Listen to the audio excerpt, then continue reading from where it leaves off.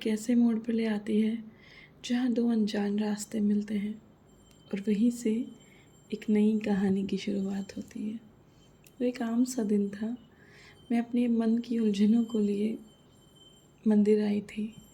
गुलाबी साड़ी में सादगी से लिपटी मैं घंटियों की मधुर आवाज़ के बीच बस आंखें बंद किए बैठी थी, जैसे खुद को टटोल रही हूँ। तब किसी की आहट हुई, मानो उस आहट ने मेरे दिल को छू लिया हो। हल्की सी पैरों की आवाज़, और फिर कुछ दूर मेरे पास आकर वो भी बैठ गया, शांति से सिर झुकाए।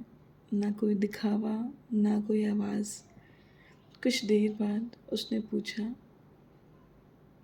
कि आपके पास माचिस मिलेगी।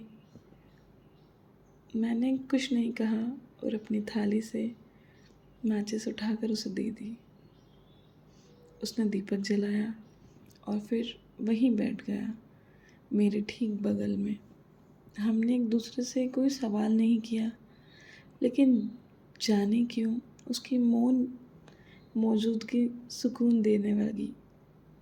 जब आरती शुरू हुई, हम दोनों ने साथ खड़े होकर हाथ जोड़े और जैसे ही आरती ख़त्म हुई, वो बोला, आप अक्सर आती हैं यहाँ?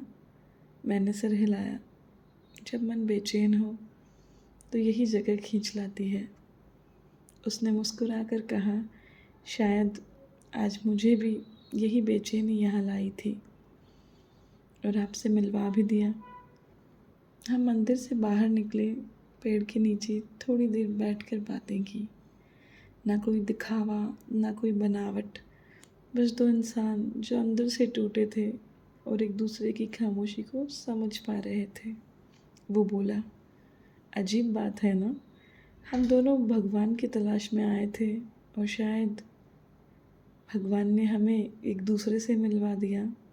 मैंने हल्की सी मुस्कान दी और कहा, कुछ मुलाकातें अचानक नहीं होती, शायद पहले से ही तय होती हैं। उस दिन से हर रविवार हम मंदिर आते, कभी साथ बैठकर पूजा करते, तो कभी यूं ही चुपचाप बातें करते। और आज जब वो मेरी मांग में सिंदूर भरते हुए वही थाली उठाता है, तो मैं मुस्कुराकर सोचती हूँ, उस दिन मेरी पूजा कबूल हुई थी। उसी दीपक की लौ में मैंने अपना जीवन साथी देख लिया था।